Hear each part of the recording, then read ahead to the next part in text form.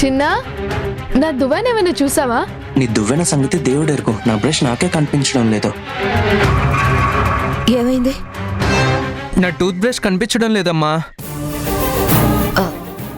అది అక్కడే ఎక్కడో ఉంటుంది, వెళ్ళి చూసుకో. లేదమ్మా, ఎప్పుడు వాష్ బేసిన్ పక్కన పెడతాను.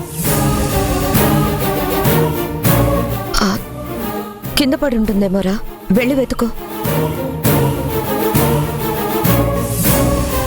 అమ్మమ్మ, నా దువ్వెనేమైనా తీసావా? పొద్దున్నే లేచి నీ దువ్వెని తీసుకుని చక్కగా దువ్వుకొని ముస్తాబయ్యి బయటికి షికారుకి వెళ్దాం అనుకున్నాను. నీ దువ్వెంతో నాకేం అవసరమే? ఏ వస్తువు తీసిన దగ్గర పెట్టవు కదా. చిన్నప్పటి నుంచి నీకున్న అలవాటే కదా. నువ్వు మారవు. కనపడకపోయేసరికి చిందులేస్తావు. తెలియకపోతే తెలియదని నార్మల్ గా చెప్పొచ్చు కదా, అంత చిరాకెందుకు? ఎప్పుడు తల దూకోనట్టు ముస్తాబు కానట్టు మాట్లాడతావేంటి? మధు, ఇప్పుడు ఏమైందని? కనపడకపోతే కనపడకపోయింది. చిన్న, నువ్వు వెళ్ళి కబోర్డ్లో కొత్త బ్రష్ ఉంది, వెళ్ళి తీసుకో. మధు, నేను సాయంత్రం వచ్చేటప్పుడు నీకు కొత్త దువ్వెన తీసుకొస్తాను. ఈ ఇంట్లో మనుషులు మారడమే కాదు, వస్తువులు కూడా తారుమారవుతున్నాయి. అడిగితే అలవాట్లు పొరపాట్లు అని దీర్ఘాలు.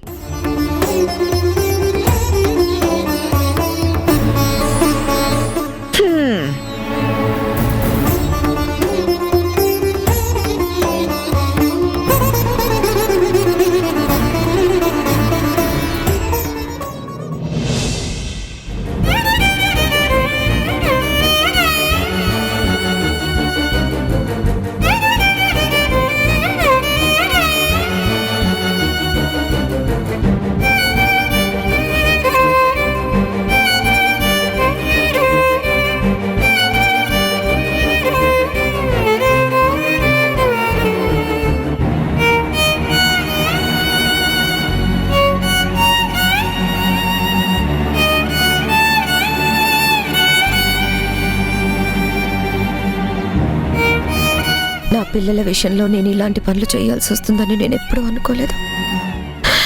కానీ తప్పడం లేదు. ఇంకా ఏం చేయాలో, ఎన్నెన్ని చేయాలో, ఆ దేవుడు ఇంకా నాతో ఎన్ని చేయిస్తాడో, ఎన్ని పరీక్షలు ఎదుర్కోవాల్సి ఉంటుందో.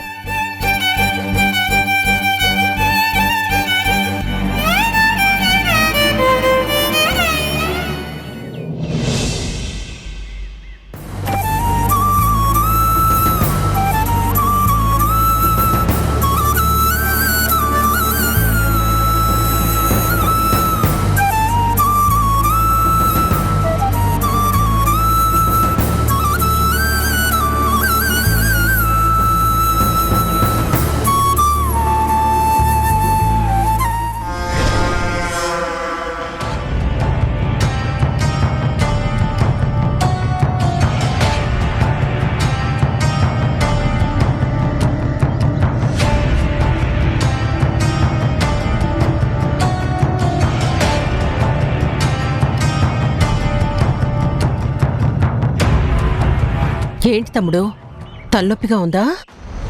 అవునక్క, తల పగిలిపోతుంది. ఏదైనా టాబ్లెట్ ఇవ్వమంటావా? తలనొప్పి నిన్ను ఎందుకు అంతలా బాధ పెడుతుందో నీ పరిస్థితి ఏంటో నాకు అర్థమైందిరా.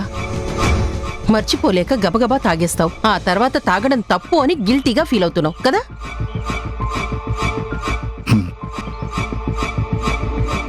ఆ దేవుడు మంచివాళ్లకే కష్టాలు పెడతాడంట్రా. నువ్వెంత మంచివాడివి, ఎంత సున్నితమైన మనసున్నవాడివి. గొప్పగా ఆలోచించే నీ గుండెల్లో ఓ జనని గుణపొందించిందిరా. నీ మనసు ముక్కలు చేసి తన దారిన తను వెళ్ళిపోయింది. అక్క, ఇప్పుడు ఆవిడ టాపిక్ ఎందుకు? బాధరా, బాధ. నా తమ్ముణ్ణి ఇంతగా మనోవేదనకి గురి చేసింది అన్న బాధ. ఆవిడ చేసిన గాయం అంత తేలిగ్గా మానదురా.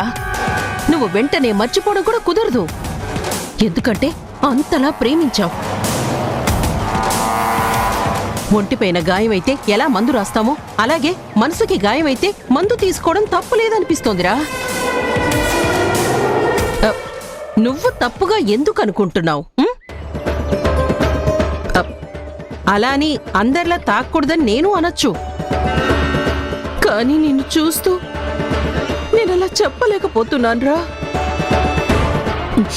ఒక్కటి మాత్రం చెప్పగలను, వద్దనుకొని వెళ్ళిపోయిన వాళ్ల గురించి ఆలోచించి నీ ఆరోగ్యం ఎందుకురా పాడు చేసుకుంటావు?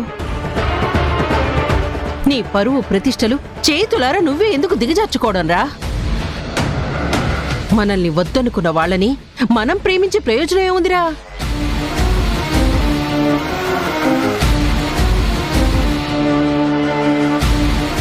నువ్వు అనొచ్చు, బయటుండి చెప్పడం చాలా తేలికక్క, కానీ బాధ అనుభవించే వాళ్ళకి తెలుస్తుంది అదెంత కష్టమో అని. తెలుసు, కానీ అక్కగా నీ మేలు తలిచేదానిలా చెప్తున్నాన్రా. ఎంత త్వరగా దాన్ని మర్చిపోతే అంత మంచిదిరా.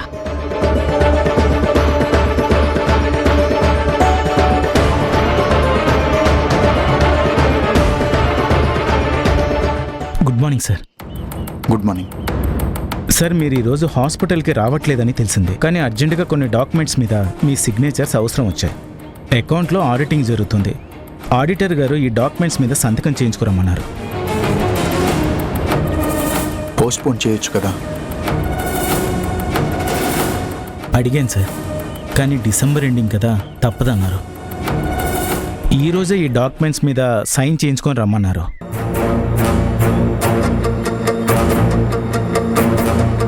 సరే, ఇలా ఇవ్వండి. అలాగే సార్.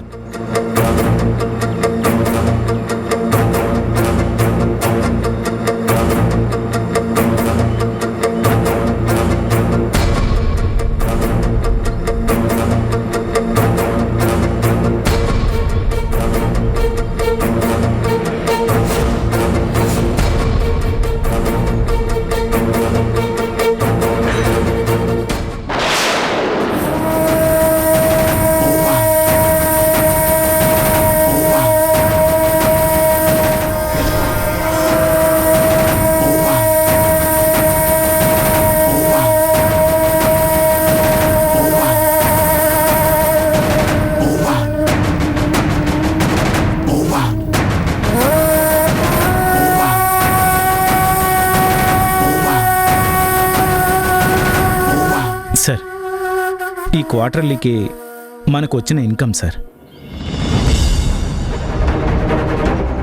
ఎలా అయినా వీడిని మాయ చేసి ఈ సొమ్మంతా నా సొంతం చేసుకోవాలి. సార్, టోటల్గా ఈ అమౌంట్ తర్వాత చూసుకోవచ్చులే.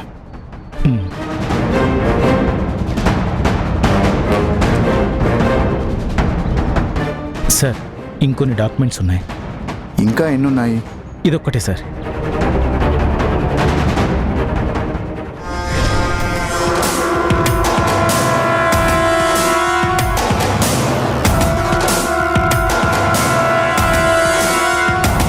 Thank you sir. ఉంటాను సార్.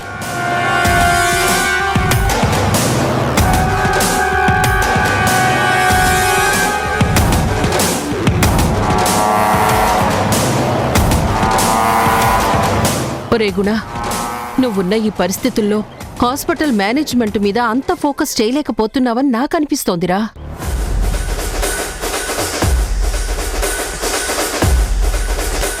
సంతకాలకే చిరాకు పడుతున్నావంటే నువ్వెంత విసుగున్నావో నాకు అర్థమైంది. డబ్బు లెక్క చెప్తుంటేనే పెద్దగా పట్టించుకోలేదు, తర్వాత చూద్దాం అంటున్నావు. ఇలా అయితే మానసికంగా జనని ఎలా నష్టపరిచిందో అలా ఆర్థికంగా హాస్పిటల్ మేనేజ్ చేసేవాళ్లు కూడా నిన్ను మోసం చేసే ఛాన్స్ ఉంది.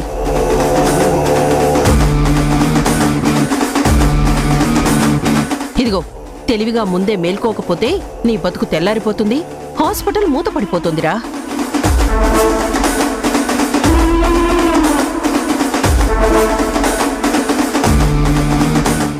అవునరా, అవకాశం వచ్చినప్పుడు ఎవ్వరైనా కళ్ళెదురుగా ఉన్న సొమ్ము అందుకోవాలని చూస్తారు. మన మంచి గురించి, మన బాగోగుల గురించి ఎవరు ఆలోచిస్తారా? ఎవరి స్వార్థం వాళ్ళది. కట్టుకున్న పెళ్ళామే నిన్ను మోసం చేసి వెళ్ళింది, అలాంటప్పుడు వాళ్ళదేముందిరా?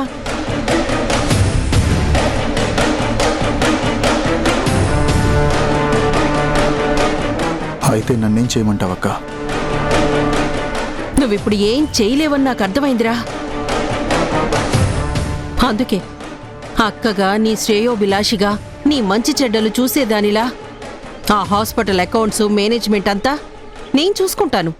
నువ్వేమంటావు?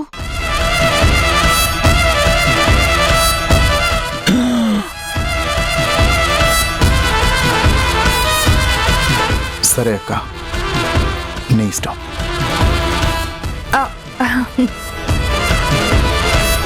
నువ్వు బాధ్యత తీసుకుంటానంటే నాకేం ఇబ్బంది. I'm happy.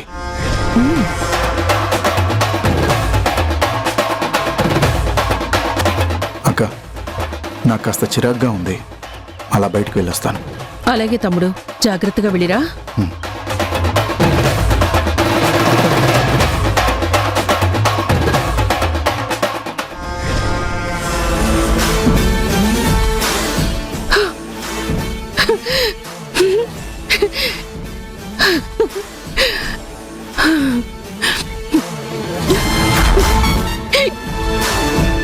ఎన్నాళ్ళైందో ఇంత సొమ్ము చూడక.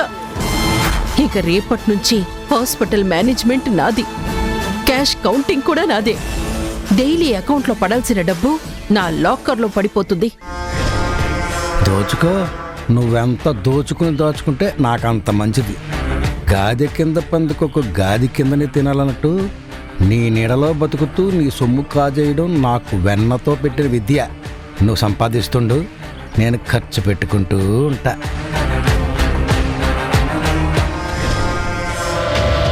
ఏంటి శక్తి, నువ్వు హాస్పిటల్ మేనేజ్ చేస్తావా? నీకు మేనేజ్మెంట్ తెలుసా? మెయింటైన్ చేసేంత నాలెడ్జ్ ఉందా? అసలు నువ్వు నన్ను ఏమనుకుంటున్నావు? నా గురించి నీకేం తెలుసు? వచ్చిన ఆదాయం వచ్చినట్టు లోపలేసుకోవడానికి నాలెడ్జ్ ఎందుకు? నాలెడ్జ్ వీడి అక్కగా ఆ హాస్పిటల్ డైరెక్టర్ అవుతాను. వీడి వీక్నెస్ ని క్యాష్ చేసుకుంటాను. హాస్పిటల్ని నా గ్రిప్లోకి తీసుకుంటా. వింటున్నావా? తను ఎవరనుకుంటున్నావు? అపరమేధావి ఈ శేషారత్నం భార్య. అసలు మీ పేరేంటండి? ఒకసారి శేషు అంటారు, శేషాద్రి అంటారు, శేషరత్నం అంటారు, ఆదిశేషు అంటారు, అనంతనాగు అంటారు. ఏ పేరుతో పిలిచినా ఆ దేవుడు ఒక్కటే అన్నట్టు ఏ పేరుతో పిలిచినా ఈ శేషు ఒక్కడే. నీకు ఆయనతో ఎందుకు కాన్వర్సేషన్? ఆయన మాటలు వింటూ కూర్చుంటే హరిలో రంగా హరి, చెడతలు పట్టుకొని తిరగాల్సిందే. అంటే రేపటి నుంచి హాస్పిటల్కి వస్తావా? ఎస్, వస్తాను. గుణ మీద, గుణ కదలికల మీద కన్నీసి ఉంచటానికి వస్తాను. జనని రాకపోకలు సాగించినా, రాయబారాలు నెరవేర్చాలని చూసినా కట్ చేయడానికి, దాన్ని పర్మనెంట్ గా వీడితో డిస్కనెక్ట్ చేయడానికి ఖచ్చితంగా వచ్చి తీరుతాను. నువ్వే శ్రమ పడకు డార్లింగ్. ఆ కటింగ్లకు గాని డిస్కనెక్షన్కి గాని ఎలక్ట్రీషియన్లా నీ చేతి కింద నేను పనిచేస్తా. I follow you. నువ్వు నేను వలపట దాపట అన్నట్టు హాస్పిటల్ దులిపేద్దాం అంతే, ఓకేనా? నువ్వు నాతో పాటు హాస్పిటల్కి వస్తావా? నిన్ను వెంటేసుకు వెళ్తే దరిద్రంతో చట్టాపట్టలేసుకున్నట్టే. నీ ఏడుపు నువ్వేడు, నా బతుకు నేను బతుకుతా. బయటి వాళ్ళకి సున్నాలు రాసినట్టు నాకు రాసే ప్రయత్నం చెయ్యకు. ఎక్కడికక్కడ నరాలు కత్తిరించేస్తాను, జాగ్రత్త. నువ్వు మిస్అండర్స్టాండింగ్ చేసుకుంటున్నావు dear. I am your favour. అరే, ఆ 100 రూపీస్ నోట్ ఎవరు? నాదే నాదే నాదే నాదే. ఎక్కడుంది? ఆ సోఫా కింద, సోఫా కింద. సోఫా కింద ఎక్కడ? చచ్చన్రా దేవుడా, బా చచ్చన్రా దేవుడా. ఇది టూ మచ్, ఇది చీటింగ్. వజ్రాన్ని వజ్రంతో కొయ్యాలి, చీటింగ్ ని చీటింగ్ తో కొట్టాలి. మళ్ళీ నాతో పాటు రావాలని చూస్తే ఎముకలు విరిచేస్తా, జాగ్రత్త.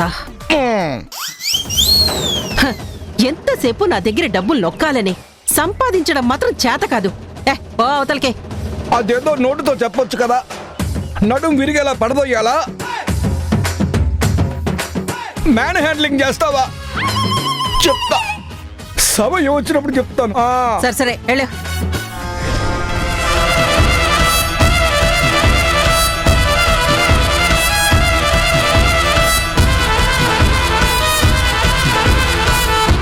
త్వరలో హాస్పిటల్ చైర్మన్ని నేనే. అండర్స్టాండ్?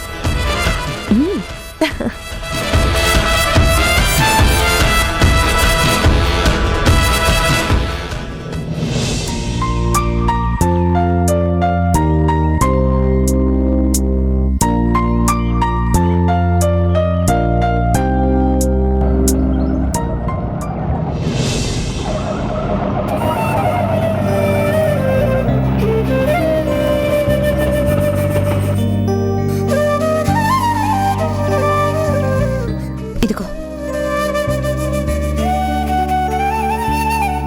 శివ నన్ను తప్పుగా ఏమైనా అనుకుంటాడా?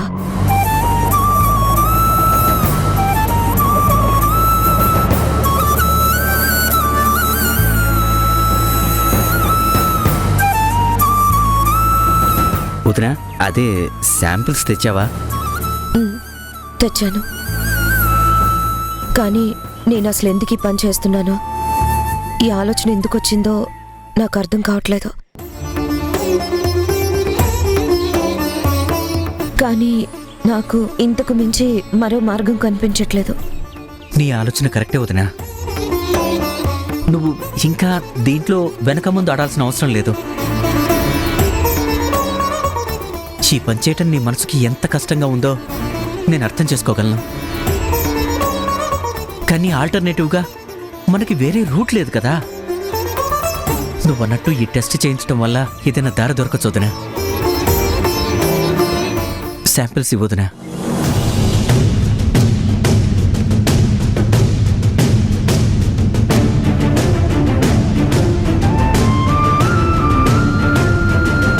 ఇది మధుదే.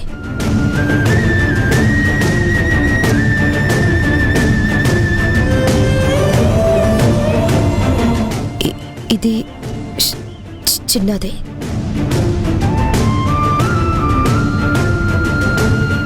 ఇది నాదే.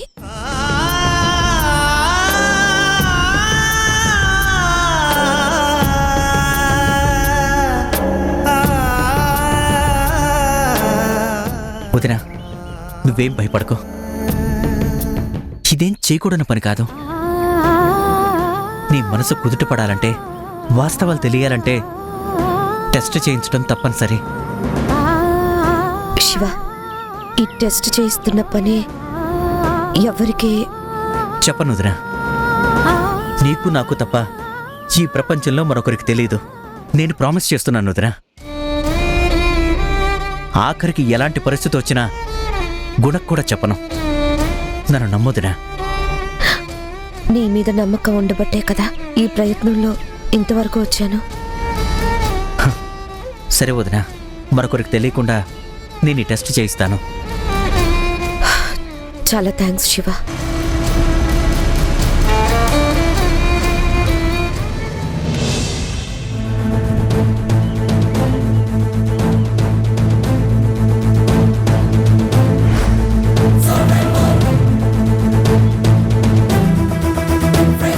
అమ్మ ఎక్కడుందేంటి? శివ అంకుల్తో మాట్లాడుతుందేంటి?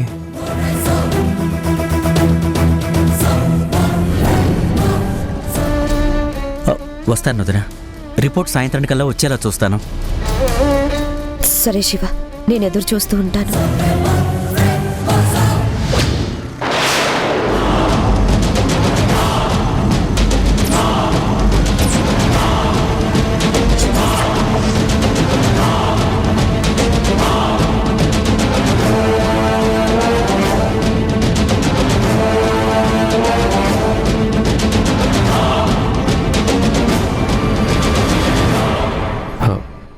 ఏంటమ్మా ఇక్కడేం చేస్తున్నావు? అంకుల్ని కలవడానికి వచ్చావా?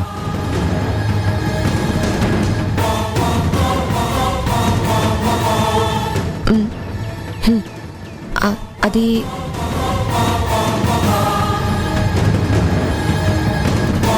హరి గుణ పరిస్థితి గురించి మాట్లాడడానికి వచ్చాను.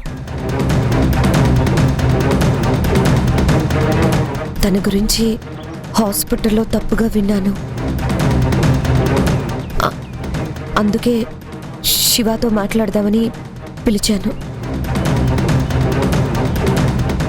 నాన్నకి నాన్న మీద చాలా ప్రేమ ఉంది.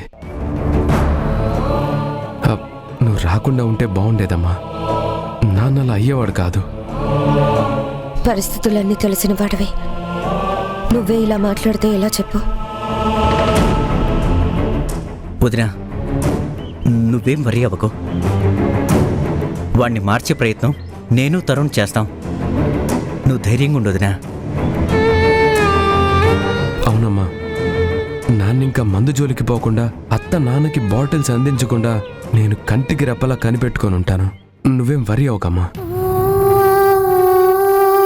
సరే వదినా, నాకు పనుంది, నేను బయలుదేరతాను. వస్తారా తరుణ్?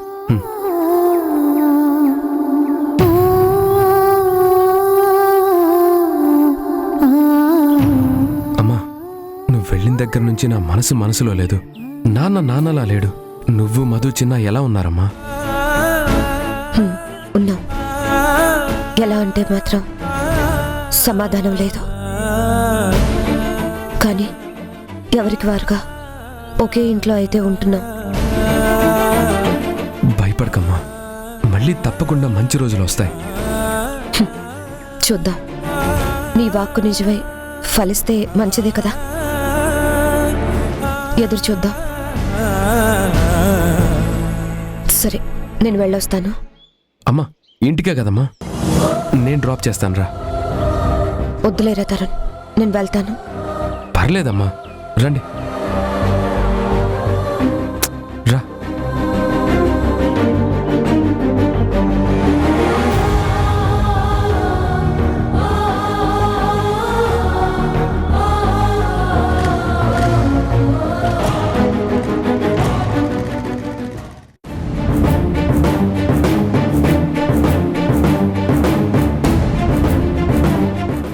ఎక్స్క్యూజ్ మీ, ఆ పట్టి నాదేనండి.